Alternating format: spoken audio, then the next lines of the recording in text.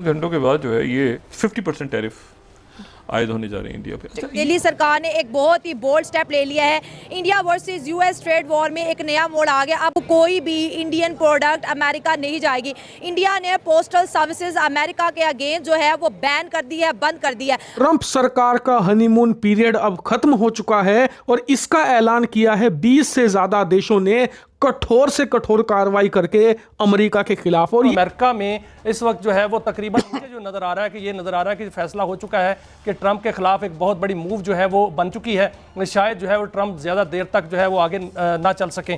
और इसके अलावा आप देखें कि दीगर जो दुनिया है उसमें मालिक जो है वो अपने माशी बंदोबस्त कर चुके हैं। प्राइम मिनिस्टर बता सकते हैं और जयशंकर जी बता सकते हैं क्या हुआ, ये मामला क्या चल रहा है। इसीलिए अब देशों ने बगावत शुरू कर दी है और इसे लीड कर रहा है भारत। कैसे? स्क्रीन पर आप देखिए, भारत सरकार ने अपनी जो पोस्टल सर्विस है अमेरिका के लिए उसे सस्पेंड कर दिया है। और ये एक शुरुआत थी। क्यों? क्योंकि भारत के फैसले के बाद अब ऑस्ट्रेलिया जो कि अमेरिका का क्लोजेस्ट एलाई है उसने भी अमेरिका के लिए हर तरीके की पार्सल और पोस्टल सर्विस पर बैन लगा दिया है। 4 दफा कॉल की है prime minister of India Narendra Modi साहब को, लेकिन उन्होंने उनकी कॉल का जवाब नहीं दिया। मान लीजिए मोदी जी भी कहे होते तो वो कह देता कि भाई I am the president of Europe and India. कुछ दिनों में वो ट्राई तो यही कर रहा है कि भाई I am this president of the world. पूरी दुनिया में ऐसी कोई जगह नहीं है जिसका मैं प्रेसिडेंट नहीं हूँ।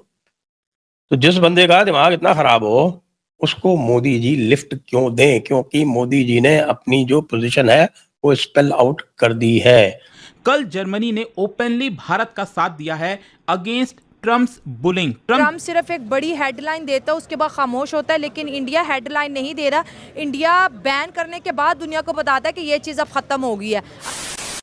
नमस्कार दोस्तों, जय हिंद। आज डोनाल्ड ट्रंप पूरी दुनिया में बेइज्जत हो रहे हैं। यहाँ तक कि अब खुद की मीडिया भी डोनाल्ड ट्रंप का मजाक बनाने लगी है। भारत पर प्रेशर करने के बाद भारत ने भी अमेरिका को मुंह तोड़ जवाब देना शुरू कर दिया है। दरअसल पहले तो ट्रंप ने भारत पर 50% टैरिफ लगाने की धमकी के बाद भारतीय प्राइम मिनिस्टर पीएम मोदी को फोन किया, जिसे पीएम मोदी ने इग्नोर कर दिया। बताया जा रहा है कि डोनाल्ड ट्रंप ने पीएम मोदी को 4 बार फोन किया था, जिसे पीएम मोदी ने इग्नोर कर दिया। वही दूसरी ओर अब भारत भी अमेरिका पर कड़े कदम उठाना शुरू कर दिया है। खबर आई है कि भारत ने अमेरिका के अंतर्राष्ट्रीय डाक सेवाओं को बंद कर दिया है। डाक विभाग ने शनिवार को घोषणा की है कि 25 अगस्त से संयुक्त राष्ट्र अमेरिका के लिए सभी डाक सेवाएं बंद कर रहे हैं, जिसके तहत $800 तक के मूल्य सामानों का शुल्क मुक्त न्यूनतम छूट 29 अगस्त 2025 से वापस ले लिया जाएगा। इससे अमेरिकन को बहुत बड़ा झटका लगा है। भारत के बाद अब ये कदम ऑस्ट्रेलिया ने भी उठाया है। डोनाल्ड ट्रंप अब दुनिया में इतने अकेले हो गए हैं कि अब अमेरिका के करीबी देश भारत के साथ ट्रंप के खिलाफ खड़े हो गए हैं। भारत की डिप्लोमेसी की प्रशंसा अब पाक मीडिया भी कर रही है और बोल रही है कि ट्रंप सिर्फ बोलता है और भारत करके दिखाता है।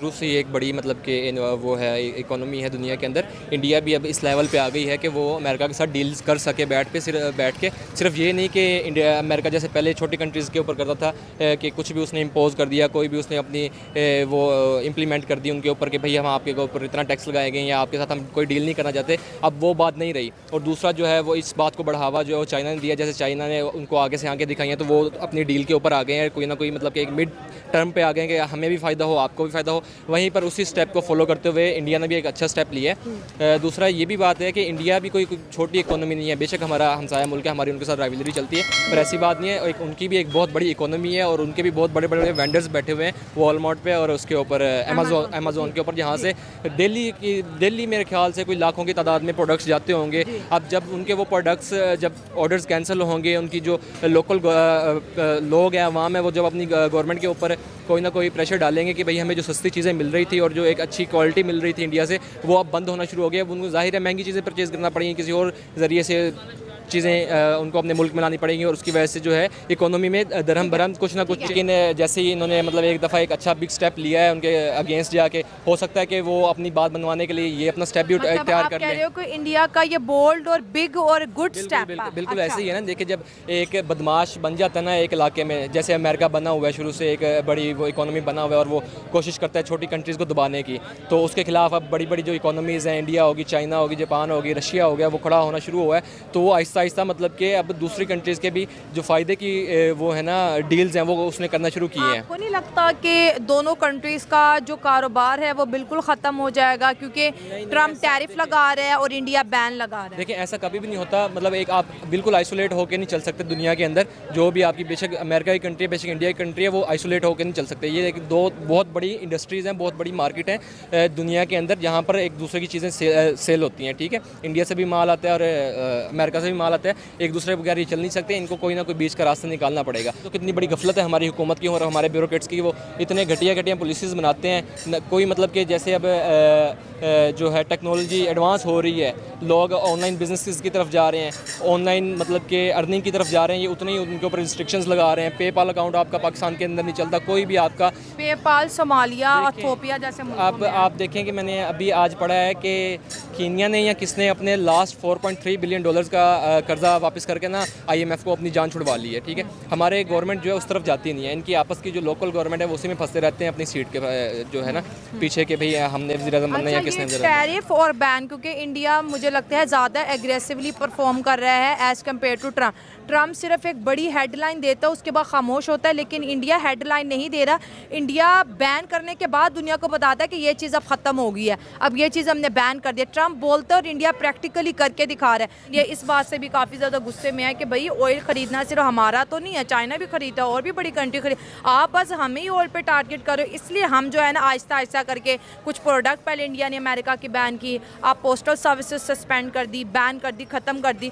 तो मुझे आपको क्या लगता है 30 अक्टूबर तक मुझे लगता है कि इंडिया पूरे US की मार्केट को क्लोज करने वाला है? कर दूं, ये खुद टैरिफ गिराए गए थे, लो टैरिफ रिजीम आई थी और उसमें कहा गया था कि दुनिया अब एक मंडी है और ये विलेज है, और ये सारी कहानियां जो सरकारी दानिशवर हैं हमारे यहाँ भी और उधर भी, ये हमें पढ़ पढ़ के सुनाते रहे। और उसके बाद यहाँ पे पहले वो आया जो वर्ल्ड बैंक का मुलाजिम था, जहाँ प्राइम मिनिस्टर बना, जिसके अब्बा जान की जाली कब्र जो है यहाँ कब्रिस्तान में बना के दिखाएगी, उनको क्या नाम था, कुरैशी, मोइन कुरैशी साहब। फिर आगे वो शौकत अजीज साहब।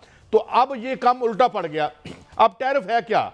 टैरिफ का मतलब आसान लफ्जों में यह है कि इसके अच्छे दिन तो गए गुजर, जब आपकी मंडी वसी हुई, अब बुरे दिन आ गए हैं। बुरे दिन में ये टैरिफ का मतलब ये है कि अब अमेरिका जब इंडिया पर टैरिफ लगाता है तो वो बेसिकली बेरोजगारी एक्सपोर्ट कर रहे हैं। जो बेरोजगारी और जो उसकी मैन्युफैक्चरिंग का बेड़ा गर्क हुआ मुनाफों की तलाश में, वहाँ से इंडस्ट्री उठा के इंडिया ले गए, उठा के चाइना ले गए। अब उन्हें पता चला हमारे ऊपर तो 33, 35, 36 ट्रिलियन डॉलर का कर्जा हो गया, तो अब इसको ठीक कैसे करें? तो ये वो ठीक करने की कोशिश कर रहे हैं और वो ये समझते हैं कि उनको जो फेडरल रिजर्व है, जो जेरम पावल है, जो बड़ा पावरफुल आदमी है, जिसका नाम ज़्यादा आप नहीं सुनते, लेकिन बेसिकली जो मैशत के हवाले से दुनिया का पावरफुल तरीन आदमी है, वो जेरम पावल ही है, जिसे ये निकाल नहीं सकते। लिहाजा नीचे से इन्होंने हमला फरमाया है। सो ही इज़ काइंड ऑफ, जैसे अंग्रेजी में कहते हैं ना, the elephant in the room वाला मामला है ट्रम्प साहब का। तो ये अब जंग मियाँ साहब तेज़ हो रही है।